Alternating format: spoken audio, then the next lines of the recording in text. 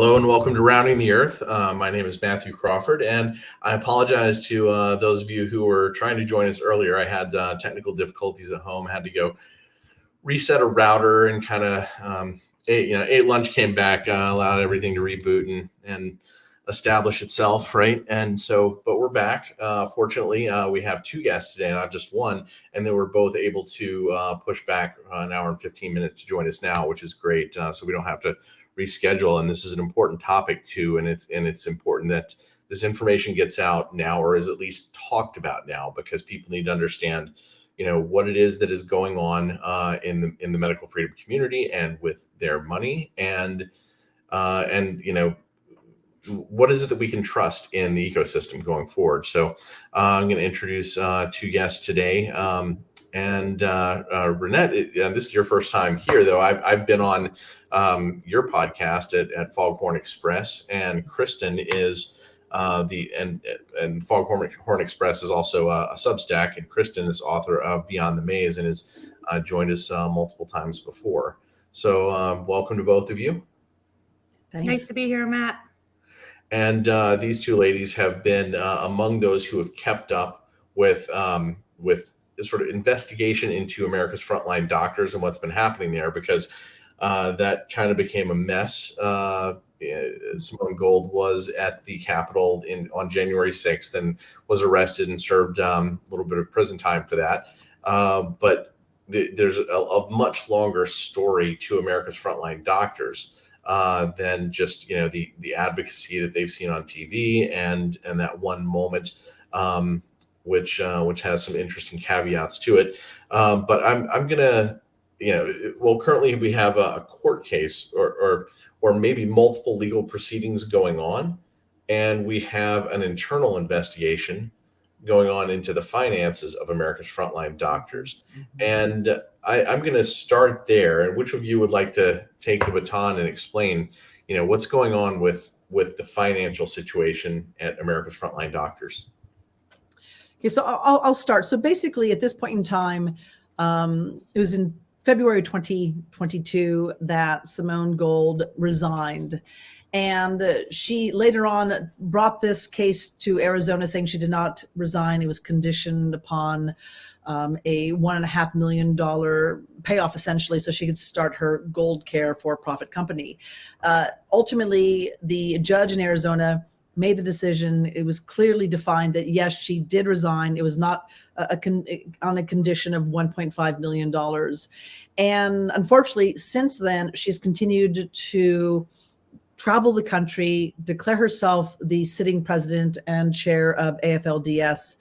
And what's happened is the AFLDS board that has Joey Gilbert as the president, they went along and actually organized and created what's called the Oversight Committee that is chaired by Kevin Jenkins. Since then, they have been going out and putting into place an actual forensic audit. The forensic audit, though, is being stonewalled by Simone Gold's actual money person, their treasurer and accountant. And so they're actually now going after the accountant. What they did do, though, Matt, is they did do a preliminary audit, and they saw that tens of millions of dollars, besides just the $3.6 million Florida home purchase and purchase of 3 nice vehicles, has been absconded with. Unfortunately, they cannot complete their entire forensic audit unless they can get those books and those bank account opened.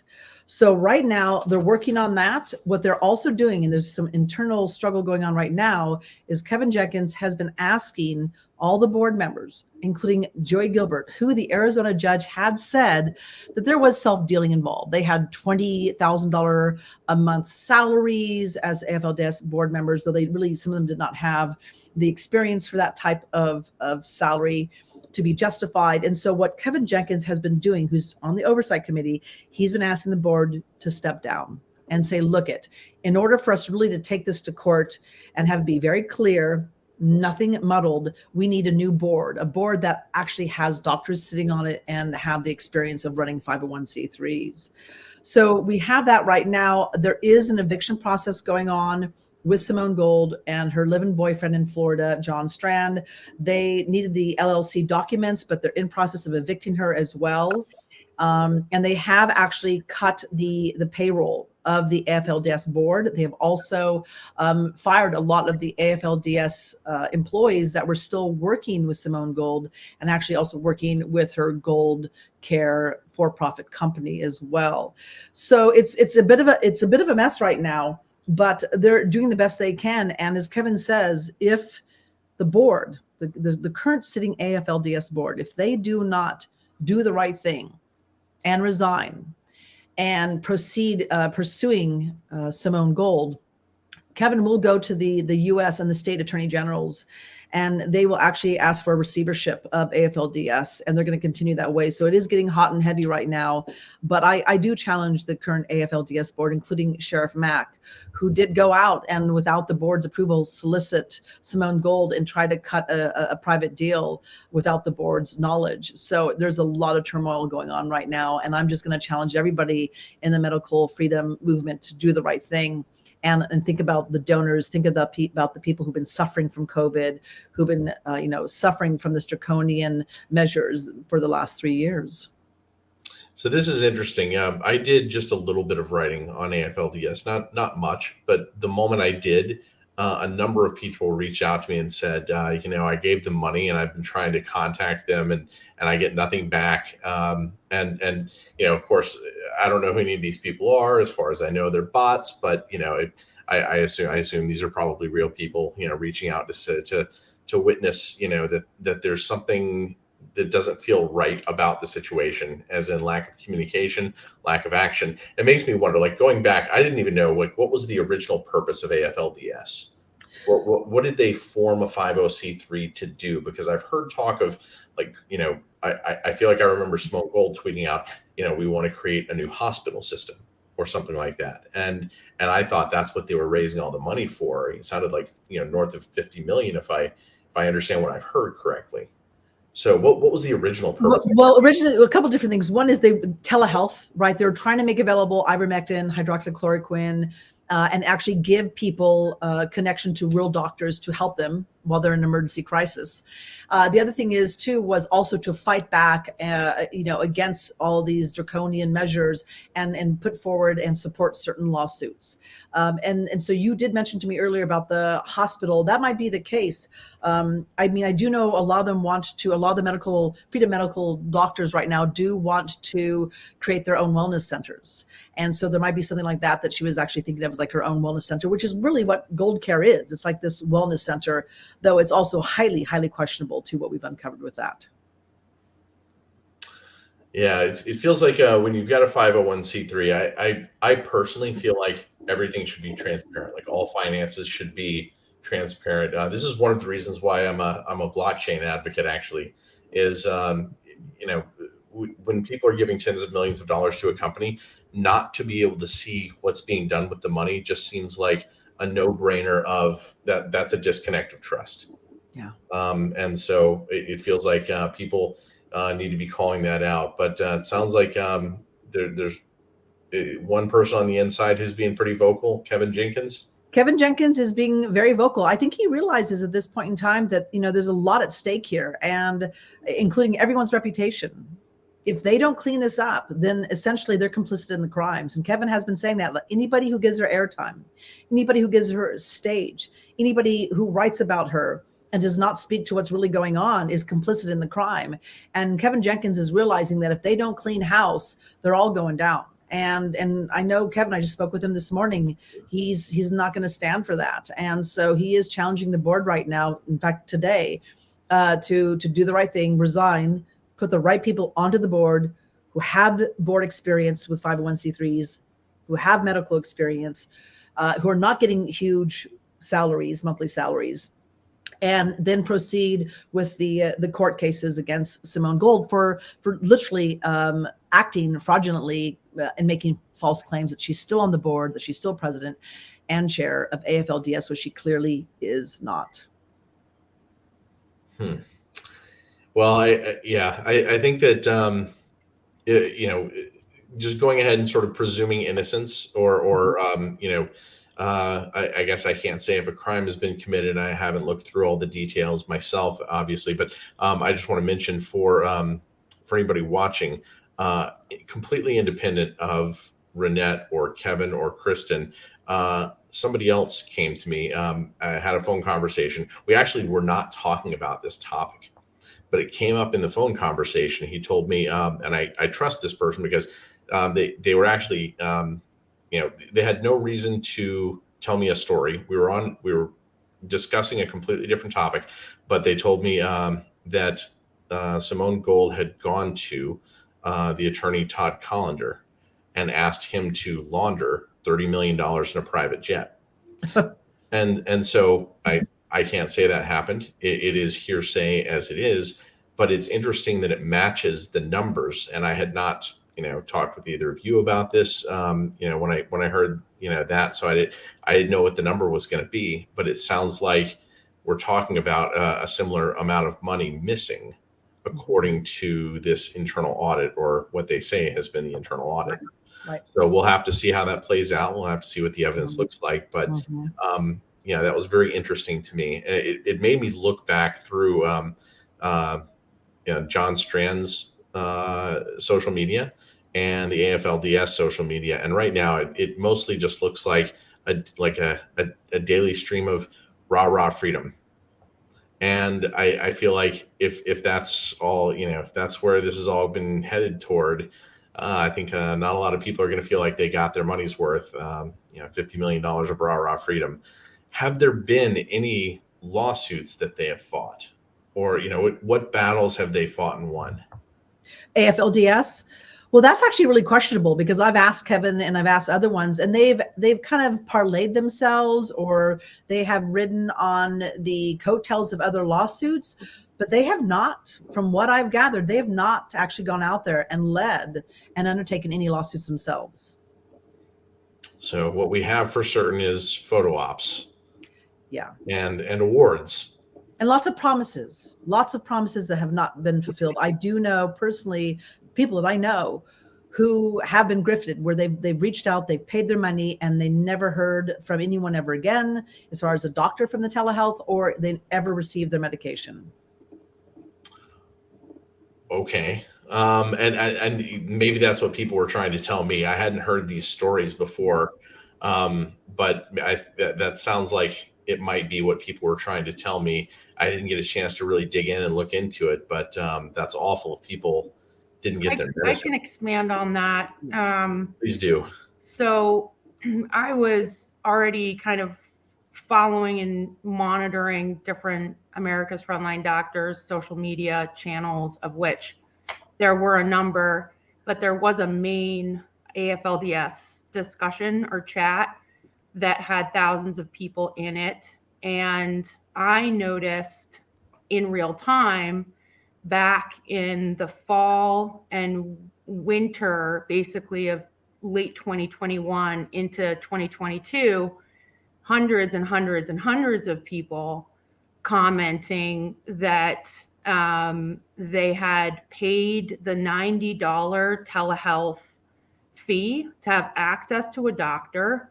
They were told that they'd be called within 2 or 3 days. It had been, multiple weeks or longer. They never got called.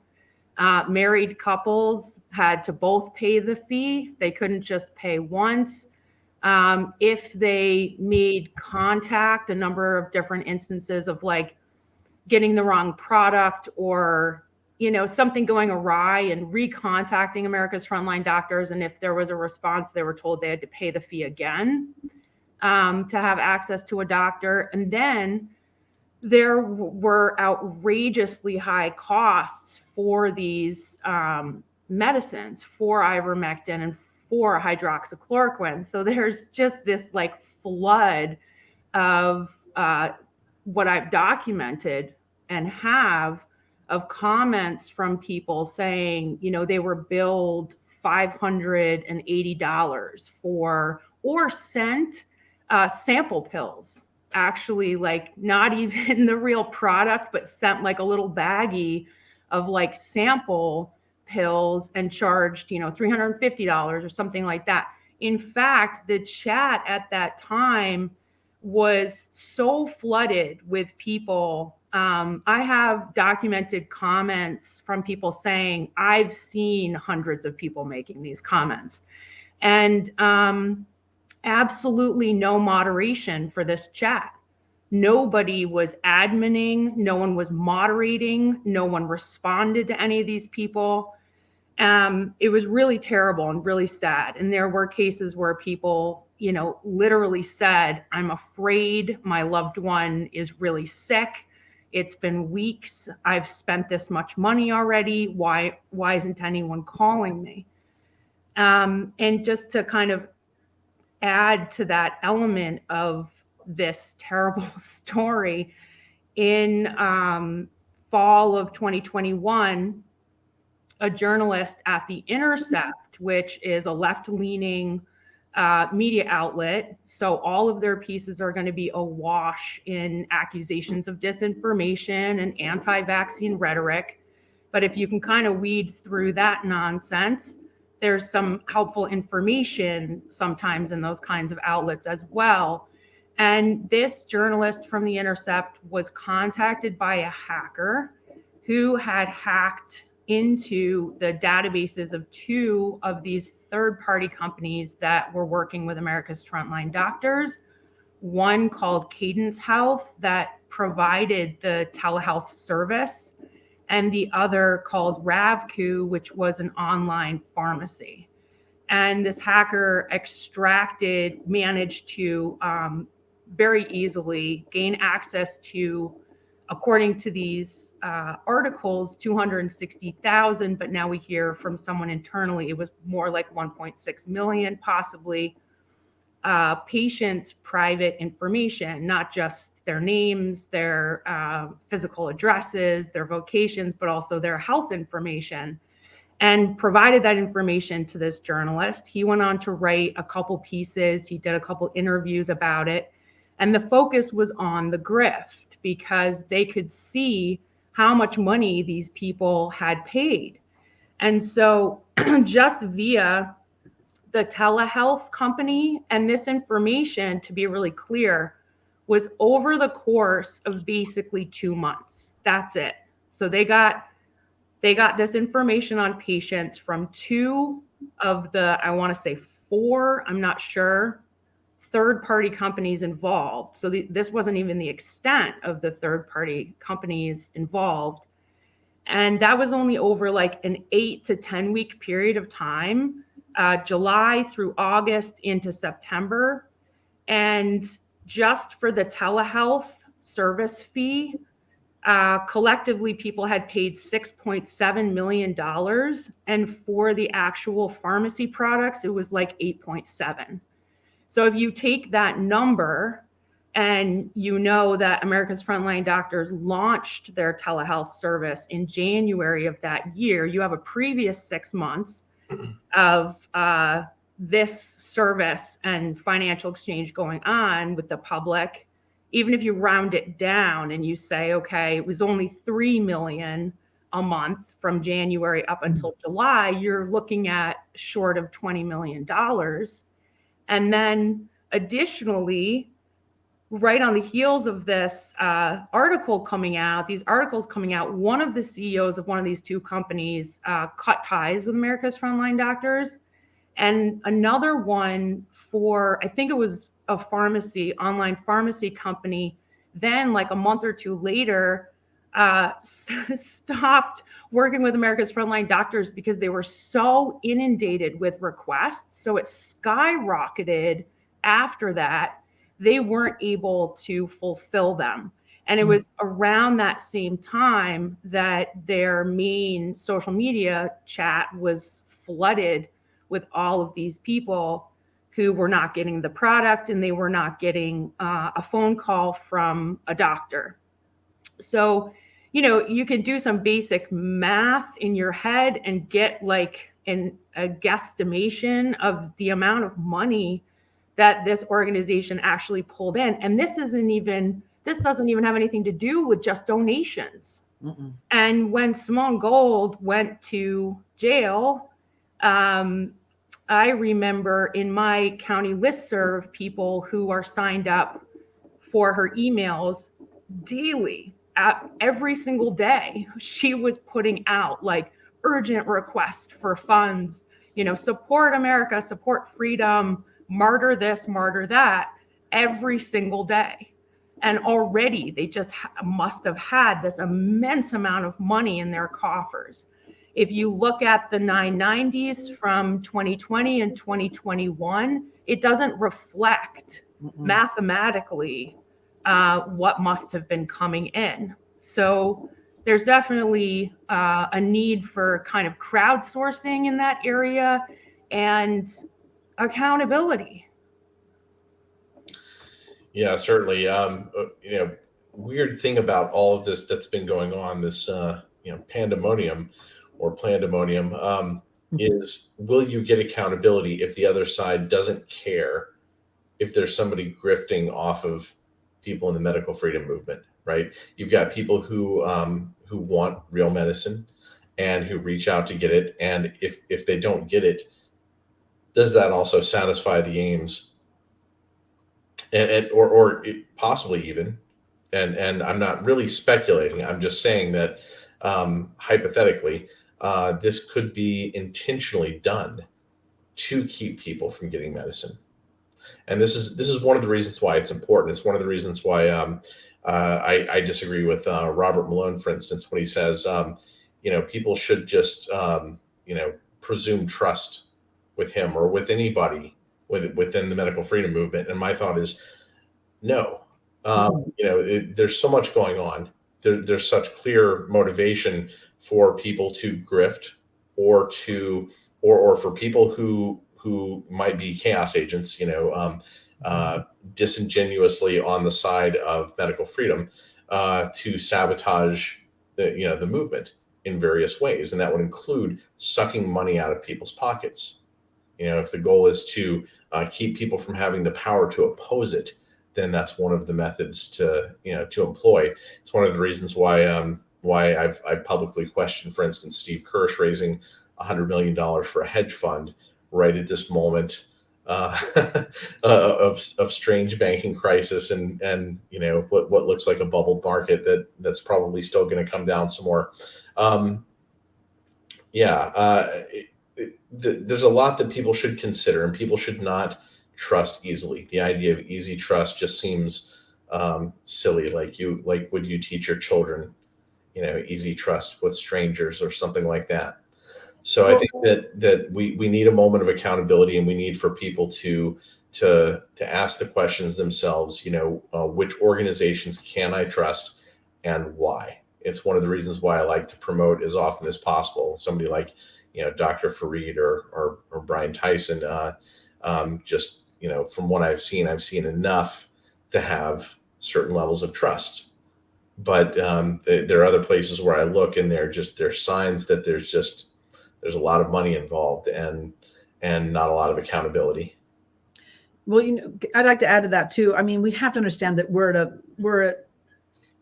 in war, and it's that fifth generation warfare, unlike anything we've ever seen before in the past. And you have to understand that propaganda and these, chaos agents and those who are there to usurp and to take the wind out of the sail of the movement, they've all been put into place. And this is, we're seeing a long game being played here. So for anybody, I know Mickey Willis, who I respect him and I like the guy, and there's Dr. Robert Malone, as you'd mentioned, but for anybody to sit there and say, don't question, don't point the fingers, if you see criminality, just hush, hush, you can't, because these are the people who are going to derail the movement. To me, it's about having a high standard of having high ethics, right? And calling out criminality, even within your own ilk, your own circle.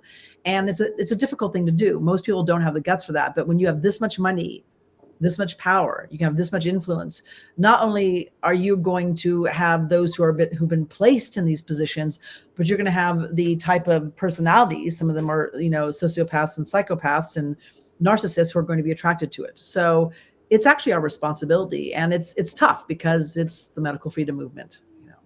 Yeah, if you can't police your own circle, why should anyone trust you to police theirs? That's right.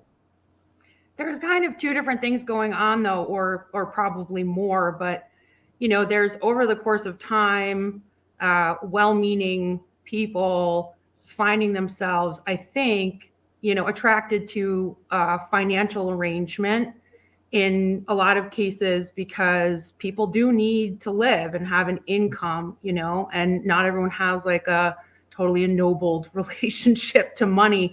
So that theme has been very strong over the last few years of also just redirecting people's focus and kind of scooping them up into situations that seem then to result in management or handling, you could say.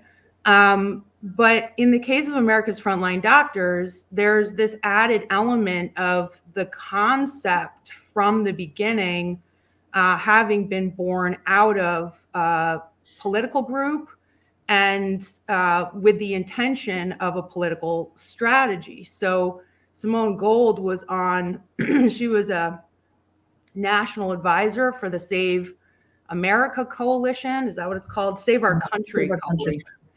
And she sat on that council with, members of or people very closely affiliated with ALEC, CNP, Heritage Foundation, the kind of core dark money PACs that I would consider deep state on the right, and Tea Party patriots, a number of, top campaign folks for Trump and influencers. And there was a phone call that was leaked to the Associated Press between a number of these people, where they actually created the imagination of America's Frontline Doctors. They said, look, to help Trump kind of push back against this whole lockdown agenda, we need a bunch of pro-Trump doctors. We want them to be wearing like bright white coats. This is how this is going to look, went as far as to kind of stage the imagination. Now you could say, well, that's an agenda worth supporting if you weren't a fan of the lockdowns, et cetera. But it's still really important to understand, if it's born out of a political strategy, that's always going to be there in its biography. And the people who, I think the initial treasurer, I don't know if he still is now, is the guy from Awaken Church who maybe launched and funds the Reawaken America tour.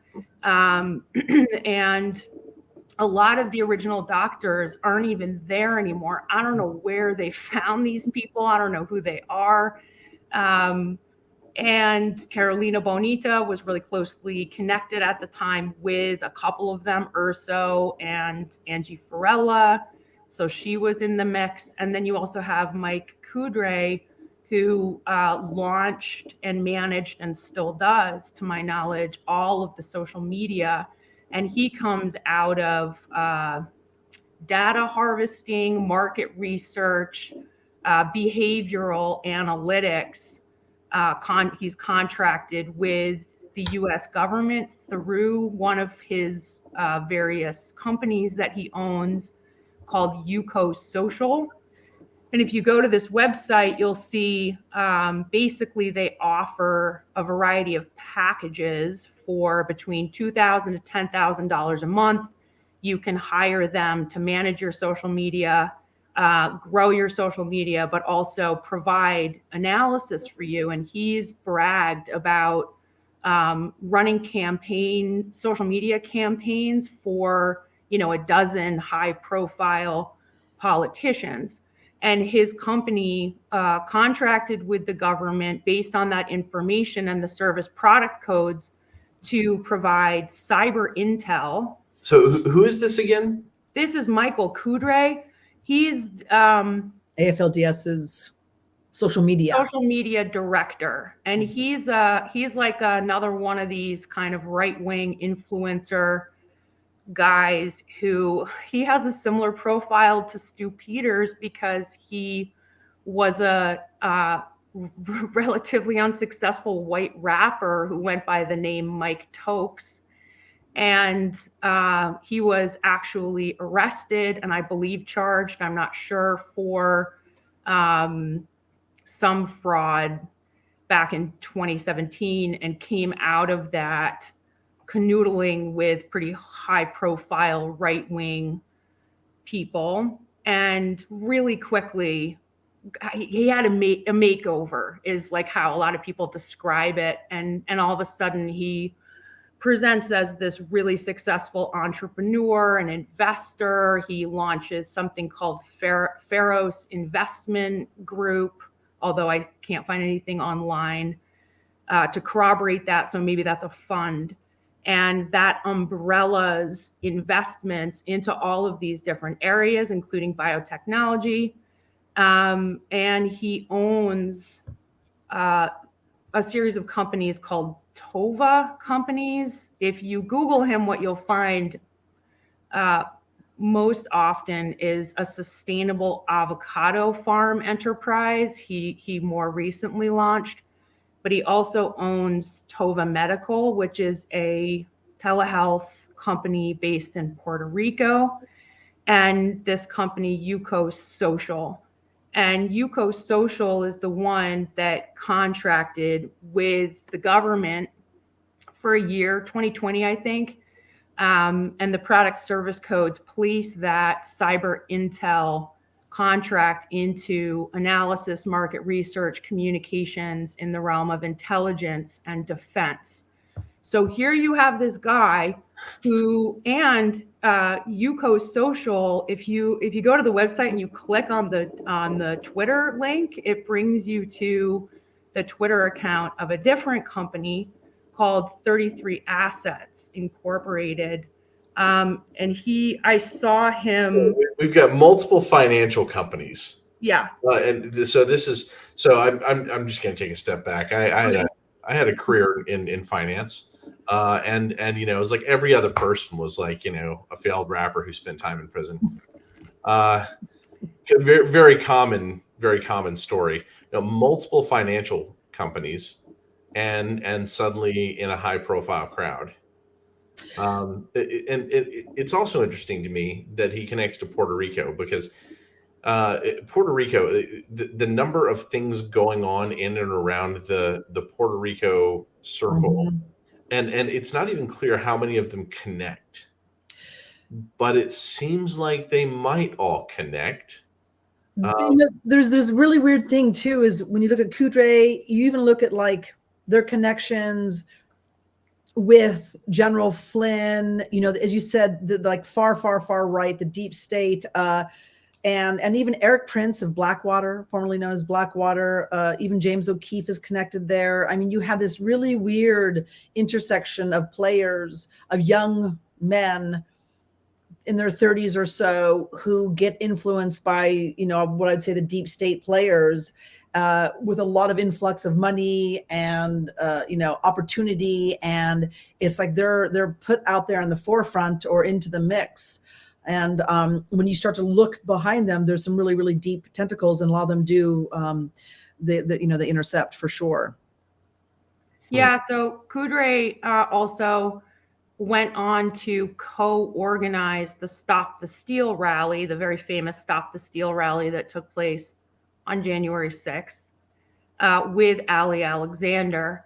And so he's part of this handful of high-level individuals, I'll call them influencers, who played a very important role in actually creating the arena within which this whole event unfolded, none of whom, to my knowledge, are currently sitting in jail, where you have over 600 people sitting in jail. And I could pull, you know, a few dozen particular cases and describe like how unbelievably ridiculous it is that these people have been in jail for over 750 days straight, most of it in solitary confinement.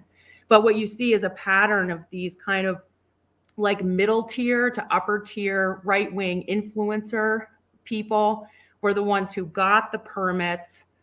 They were in like group chats together. Kudre was even subpoenaed by the select committee, which was just all nonsense. I obviously don't need to say that, but nonetheless, regarding text exchanges between him and Ali Alexander leading up to the event and during the event. And all of these people, so Ali Alexander, Michael Kudray, Nick Fuentes, Alex Jones, his wife, a woman named Cindy Chafian, the list goes on, all stayed in the same hotel, the Willard, nearby to the Capitol. And in a way, it almost looks like it was like a control center. They hosted these rallies. You have the infamous Leigh Dundas participation as well the day before. They hosted rallies for 2 days. Many of them communicated encouraging comments to people regarding their the pressure being put on the Capitol, but none of them went in.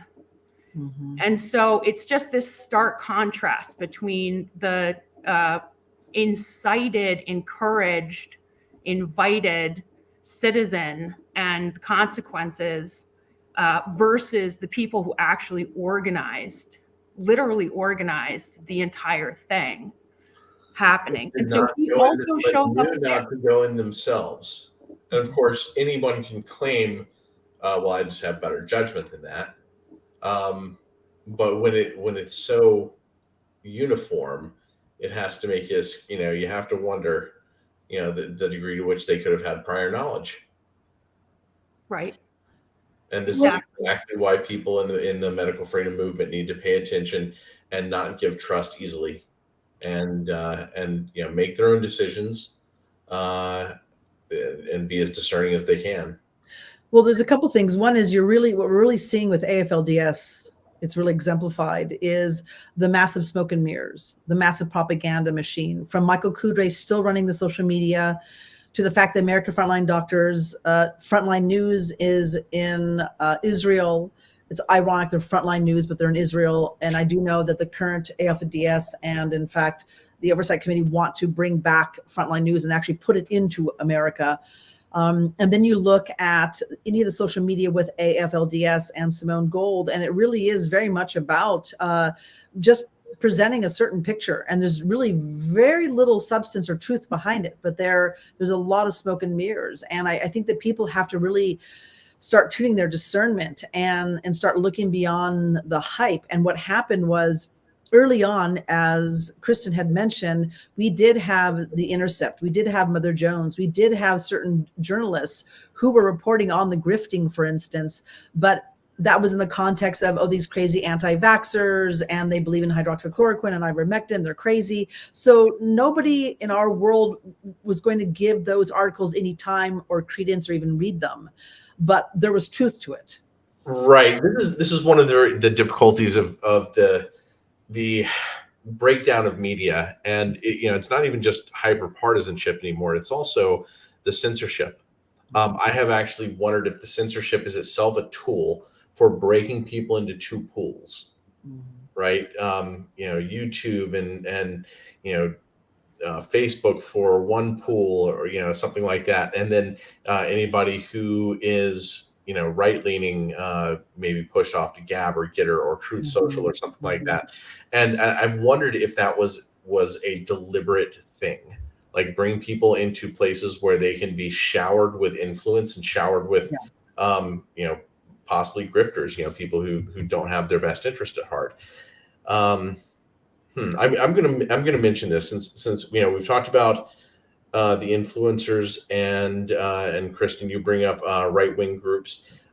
When I was in Puerto Rico myself for the Global COVID Summit in September of 2021, one of the interesting things that I heard, one of the media guys who was involved in the production of all that, one of the head guys mentioned that they had some enormous number of emails from the Trump email addresses from the Trump family. From the church, I think he said directly from the Trump family, and I think the number was something like 90 million. And when you think about that level of influence and organization, that's people are putting their information in the hands of people who can build a list, who can sell that. I don't even think sell that information is the worst possibility, but just, build a list. And if anybody in any of those organizational circles is there as a bad actor, then suddenly that list is in the hands of whoever would be the worst enemy that a person would want to put their information with. It was also interesting to me that sort of the organization of media influencers was a topic there in Puerto Rico, and I heard Russell Brandt's name attached to that, and he did sort of a strange, I don't know, recasting of himself, right? And he is now the sort of social media guru who seems to be aiming at disenchanted white right wing crowd that needs, I don't know, that maybe needs somebody to say, no, you're not crazy for thinking freedom, but if that's an organized image, is it the same thing as somebody having your back, right? People need to think about that. Like, where does this go if I follow social media gurus? I'd love to jump in because there's this element of the money, making money off people and their plight, or at least it kind of running away from them if it got to the point where they couldn't manage the demand. And this question of accountability, if there's missing money, which it sounds like there is, but there's also this element of data harvesting. And I actually initially started looking into America's Frontline Doctors early on, like 2 years ago, because the astroturfed operations that I had already identified and had confirmation from people who were at the top in the beginning were harvesting data on the members.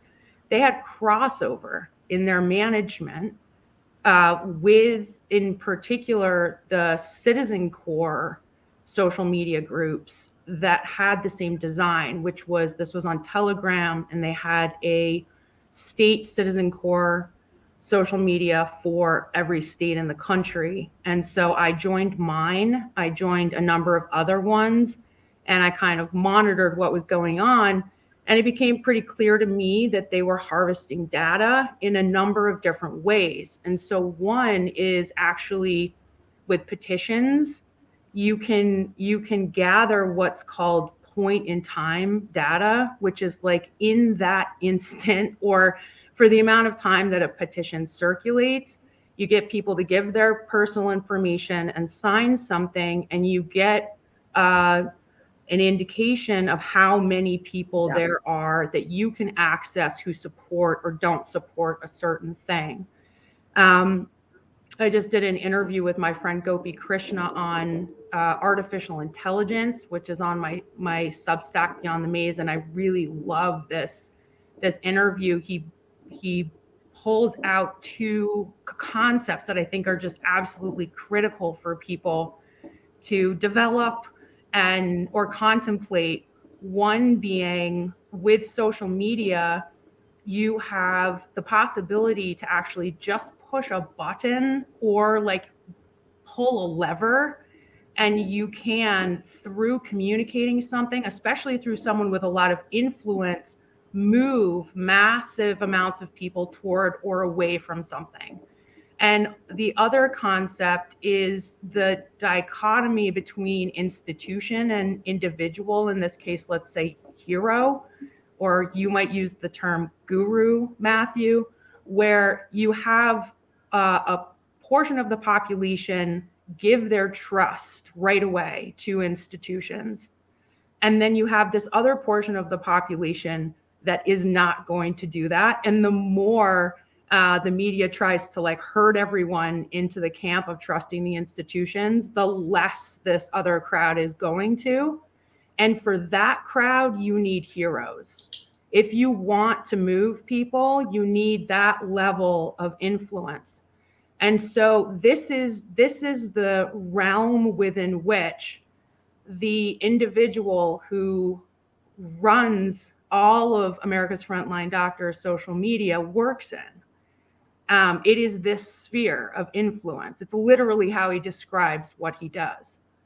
And so I'm certain that they were harvesting data, and that was a really big part of it. You have the leading medical freedom organization with the largest membership. Why wouldn't that just be a gold mine to characterize the dissenting population? And it's interesting that it would happen. You brought up artificial intelligence. I'm going to add to that. JJ Cooey came on Rounding the Earth 2-3 months ago, maybe 3-4 months ago, and he said, you know what? If this is somewhere near peak population of the world, then now would be the time to collect as much genetic data as possible, right? Similarly to, if we're at the end of an era, like maybe the dollar era or something like that, now may be the time to collect as much information about, different groups as possible.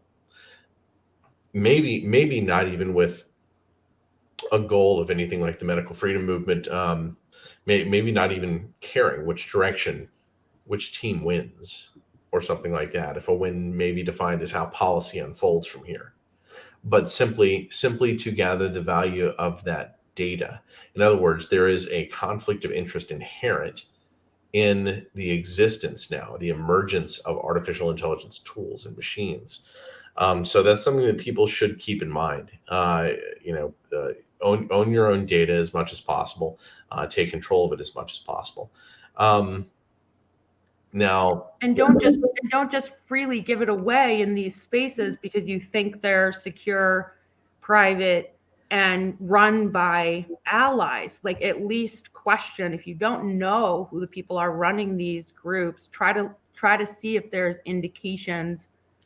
For example, a question like, who knows of a doctor in New York State who isn't going to require vaccines? Mm-hmm. Right? And then all of these well-meaning, not so intelligent people just start giving names. Mm-hmm. I know of a case in California where, and it was related to Citizen Corps, it was related to a Citizen Corps channel. A doctor had his license removed because the woman running the Citizen Corps channel posted a picture of an exemption that he supposedly wrote for her. I don't know if this is true. And she said, like, you all can just go to this doctor to get an exemption.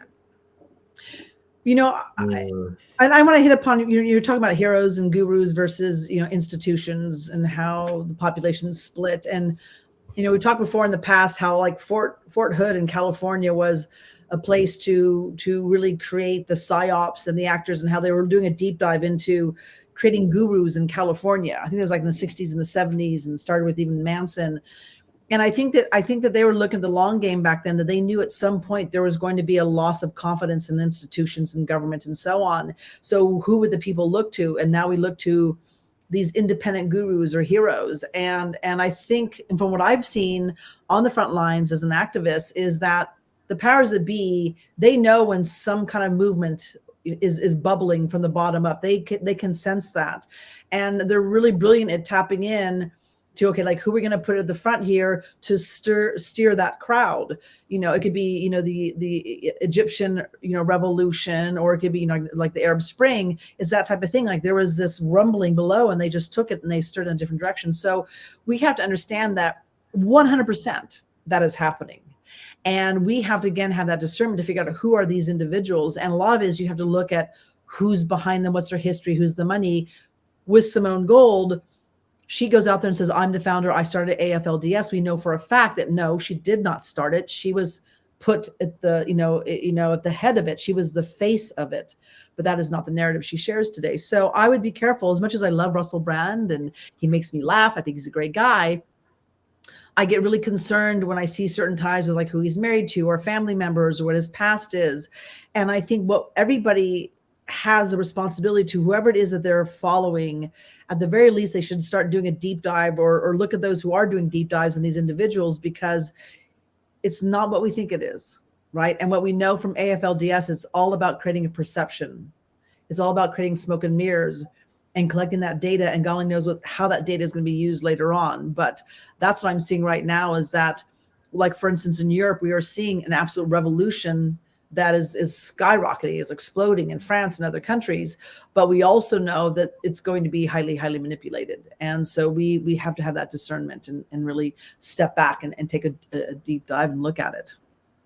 So this is interesting that you bring up Fort Hood and research into how to create gurus, because this is actually a topic that I've spent a significant portion of my adult life examining. And this is what I think was going on at the Stanford Research Institute. Jim Channing, who was worked in a think tank within the DoD, within the Army. Jim Channing was somebody who went to California and studied how it is the gurus operated. People who had like little cults, a little bit of Landon's cult, David Koresh types, maybe not quite as extreme, maybe more extreme in some ways, but how did that control of people really happen and take place? And specifically, I was actually involved in a program growing up as a child that was part of that Jim Channing program. And they called the program remote viewing. And there are a lot of people who believe that the remote viewing is true. I mean, to me, it's silly. I saw the way these people behaved, and I think that they were all just untrustworthy, and that there was clearly something else going on. I've called it governance by aggressive, nonsensical guruism. Gang. It's gangs that I think they're trying to establish some sort of new social order, or the ability to be able to lead people. Perhaps once they've sort of been brain neutered in the school system. But specifically, when you go back to the Stanford Research Institute, they brought in this convincing nightclub magician from Israel. This sort of guru-esque personality, Uri Geller. His primary thing, once he was put on TV and cultivating an audience, was literally a nightclub magic trick of spoon bending.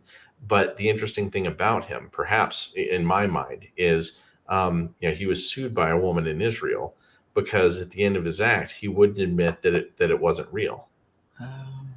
You have this person who just like sticks to the story, who is willing, and it, even when it upsets people, they're committed to the illusion. High commitment to the illusion. That's when you have a guru, I think. And there are a lot of people, I think, who get taken in by the remote viewing program, who just say, why would the government have spent hundreds of millions of dollars if it weren't to actually catch up with the Soviets and fight the Soviets or whatever? And my thought is always like, no, look just a little bit deeper here.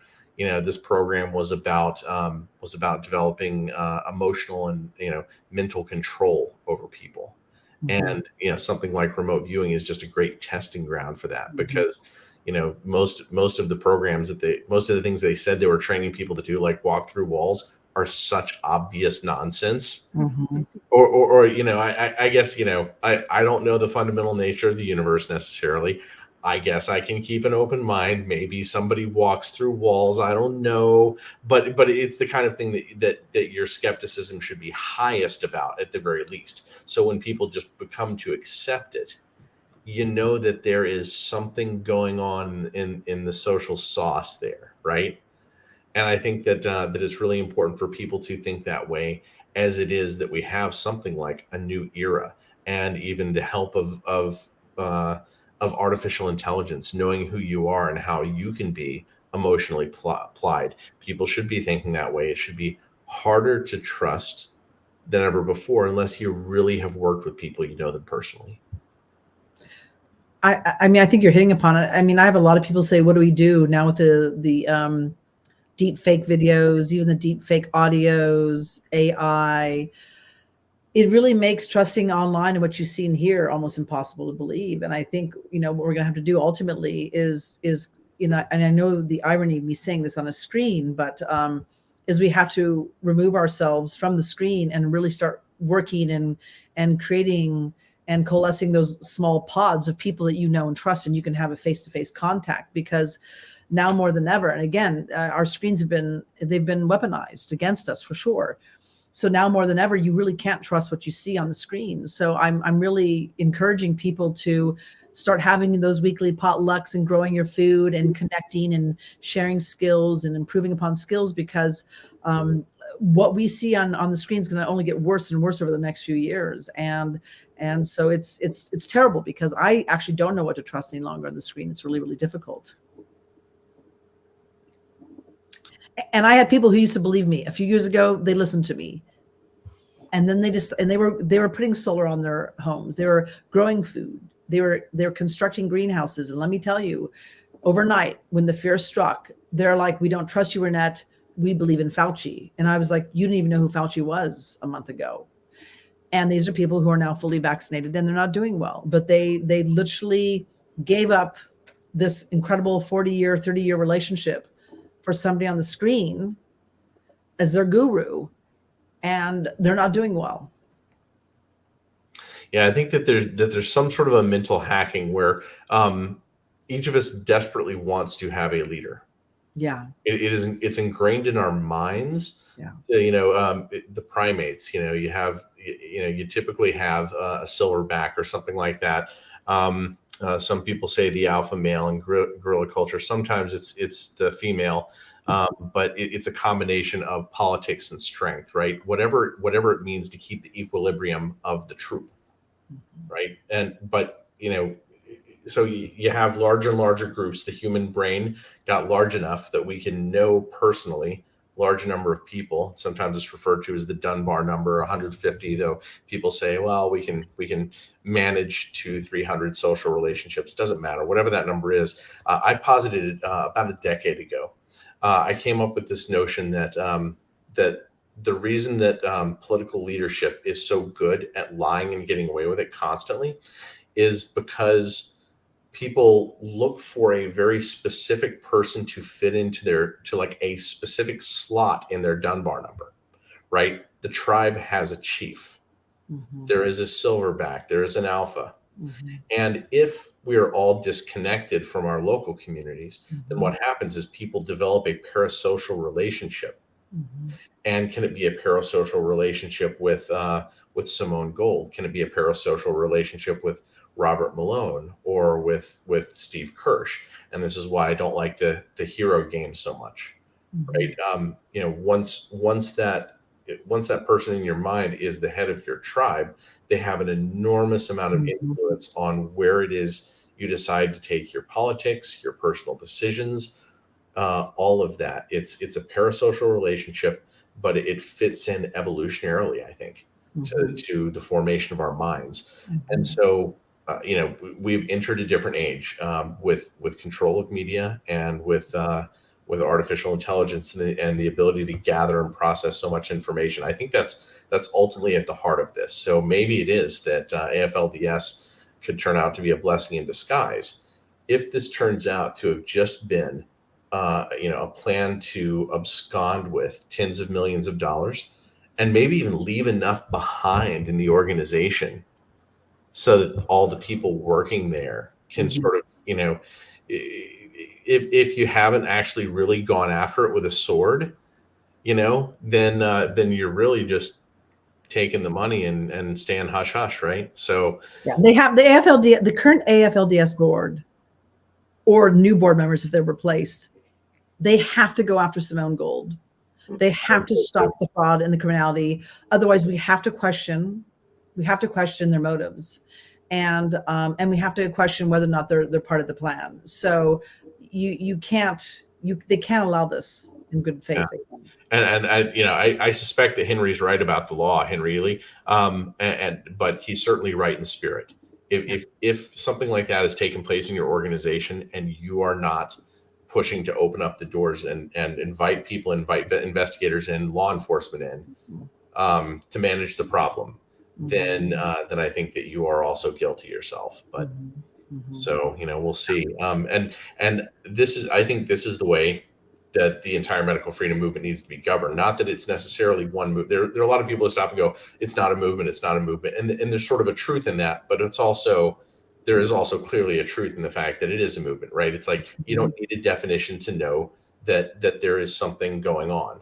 right? That there are people who are looking for others who are like, wait a minute, this strange, U-turn in terms of believing in the value of natural rights and value of many people making many decisions that test a lot of possibilities and help us confederate the formation of society and the formation of our economy and all that, all the positivity and creativity that's in that, that there's those of us who are recognizing and looking around and going, wait a minute, who really believes in freedom still? There's something to that. But if everybody gives up, if everybody puts all that responsibility in the hands of a few people, those people could, for instance, just intentionally drop the ball or walk away with a large basket of money or something like that. So, be discerning, people. Be very, very careful. Create as much as you can yourself, and with the people around you. And if you don't have enough people around you, put out the signals. Put your fingers on the flare gun. Find a meetup, make a meetup. Be your own leader. You're not looking for that parasocial relationship if you're being your own leader. There's also there's a couple tools that I think can be identified that are really helpful for people who are engaging with content online, because let's be real, that's not going to go away anytime soon. And it is a helpful tool if we can cultivate, being in right relationship to it. And one is objectivity, that there's distance between you and the message or the individual who's communicating the message. If, you don't know the person personally, that there's enough time or thought put into how was this designed and for what purpose, and that you can just take that space and time. You don't just get swept via your emotions.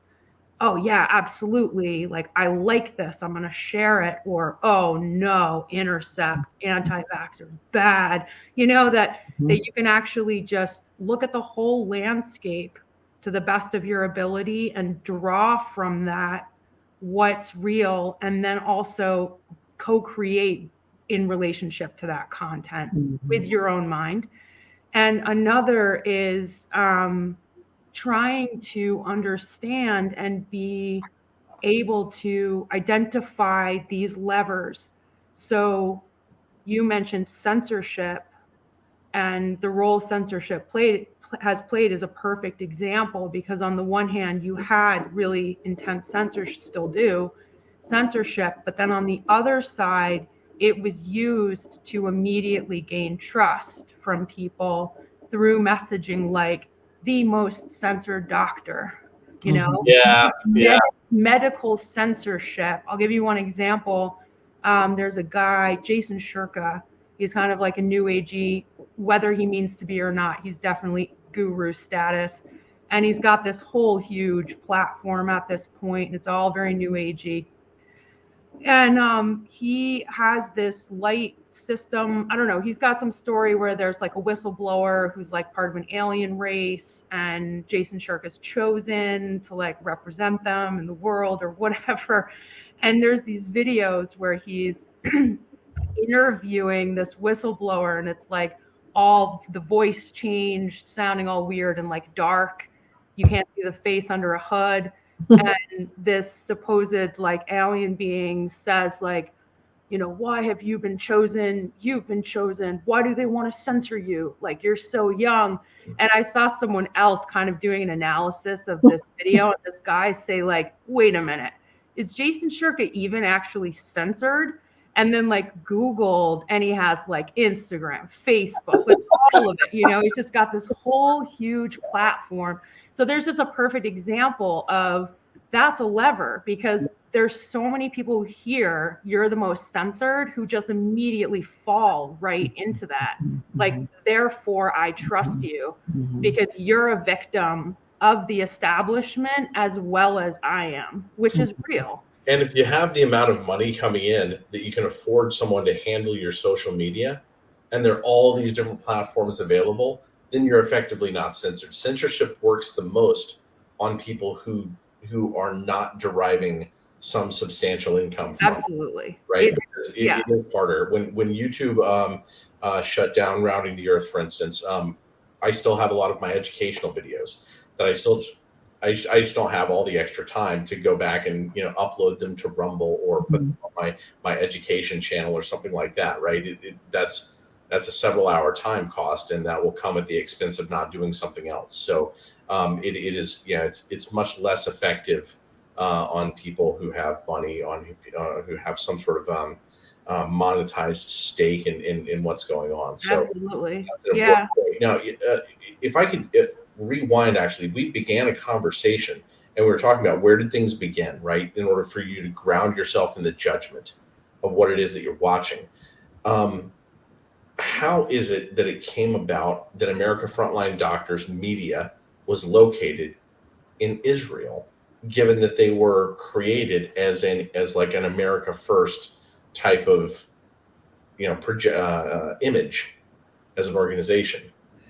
That is a mystery. I have to tell you, it is a mystery, and we don't know. I don't know if it was something Simone put into place. I don't know if it was already there in place. I'm assuming it was put into place before she even got there. That was just that was a piece of the pie. So she may have just been chosen to play the role, and somebody else was already creating the actual mission itself. That's possible. I read an article the other day. I saw an article that made me rethink some of the way that I interpreted some of this, which was it was an article specifically about Israeli intelligence, but it was talking about how the tools of Israeli intelligence had been gradually like leaking out. As in, now you have like private security firms, or you have people who retire from these intelligence agencies and start their own like private intelligence firm, right? And suddenly they know all the tricks of the trade. And if there's additional technology involved, maybe they have access to it.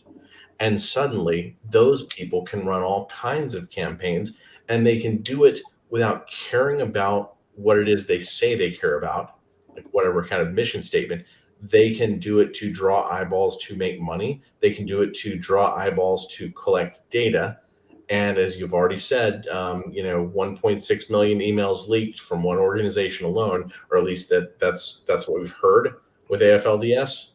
That is a lot of information to sell to advertisers or other people who want that information in order to best figure out how to manipulate you. And that may be the world that we're moving into, is a constant game of defense of that. And that is fifth generation warfare automatically, even without it trying to be. Every time you see an influencer, every time you see an ad, every time you watch a podcast, you should be wondering if there's some sort of underlying motivation. Like wondering that doesn't have to be an accusation. It can just force you to spend more time thinking through what's being said. Right. Well, the cyber side is interesting, but the Israeli Defense Force is in control of the U.S. Cybersecurity. They got the contract a couple of years ago, and I've had people say, "Well, I'd rather have Israel, have the cyber security contract than somebody else." I'm like, I'm not secure with any nation, any other military be in charge of America's cybersecurity. I don't know what to tell you. And it is interesting. And granted, Simone we've talked about this. Simone Gold is Jewish. Though she really is hitting the Christian churches hard for money, by the way, big time. And so it's kind of like, it's interesting she's doing this, but she does have with her for-profit business, Gold Care. If there's any disputes within the business, within the employees, she has them sign this agreement that they have to put forward their dispute before the Council of Rabbis, which I just think is an odd thing to do, especially when people aren't Jewish. She's the only person I think who's Jewish and again, I have nothing against my partner's Jewish, right? I have nothing, but it's their Israeli Defense Force, right? That's who I'm concerned with. It's those connections. And the black ops, that's who I'm, the poor Israeli people have been eviscerated over the last few years. They've been the biggest guinea pigs on the planet. It's not about them. It's about right. When it comes to intelligence agencies, like the motivations there, always look different. Who are they really serving? Right. Truman basically so much has said, the CIA had become a policy making arm in the U.S. Just not that I'm deep into the topic, but it certainly seems that Israeli intelligence is kind of that way in Israel as well. Yeah. I'm also not deep into the topic, but I will say that there were like many markers over the course of the last 2 years of my research that connected America's frontline doctors to Israel, to Israeli intelligence, and to the IDF. And I believe that I remember reading that her father was actually ex-IDF. And he also was like the county commissioner of health in Orange County, New York, which is just a couple counties away from me.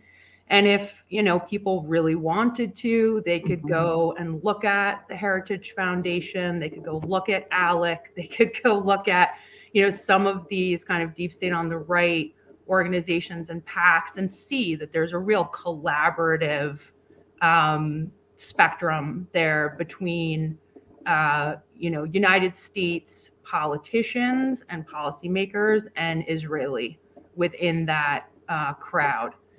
So, it's and she worked with Michael Oren, right? Yeah. And so that was broke by Mother Jones, actually. But that's a high level that's a relationship with a high level Israeli politician. Very high. In the United States. And you can't discount it all. You cannot discount the generational connections, right? Like if the father, the grandfather were involved with the, IDF or the CIA or any of that, you can't just simply assume that, their grandchild, whatever, is not also involved, because those familial ties are really, really, really important, right? They do like to keep it in the family. And so when you do see those ties, you have to give them serious consideration. I just want to say one more note on the in relationship to this, like the birth of America's frontline doctors and how much that matters, even if we just backed it up to political influencers around Trump. If we're in agreement with the message, does that actually matter? And I think just in general, for people who want to kind of hone some capacity with relationship to content online and on screens, another is to explore the multifaceted nature of truth, because the message of something can be true, but the vehicle of it, in a way, the context can actually not be true. And also the intent, that it's layered. And so if you have a message that speaks to you, that content of which is true, but the intent behind that message is deceitful, then the question is that actually true? Mm-hmm. That's what we're facing. It's exactly what we're facing. Mm-hmm. And at the very least, the truth of that may be who it is that you give your support to. Mm-hmm. So a message can be true, but if the medium is something that you then trust, and the medium is what steers you around in the future, that may be one example of that, which you said. Well, any other thoughts before we go? Have we covered everything that we know about America's frontline doctors, or everything that at least we think is the relevant news? What's going on there?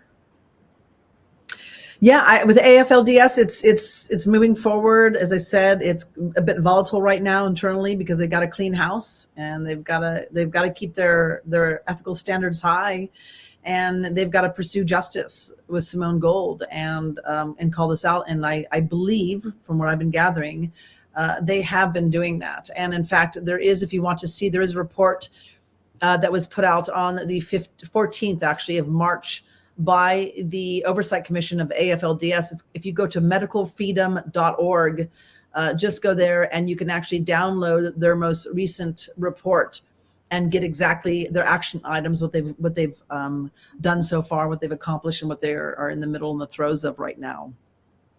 It'll be interesting to see how much internal conflict there is over that path, given that, with that much going on, there's probably multiple factions Mhm. And I'm sure that Simone Gold had friends inside. And I'm not saying that I think she's in the wrong necessarily.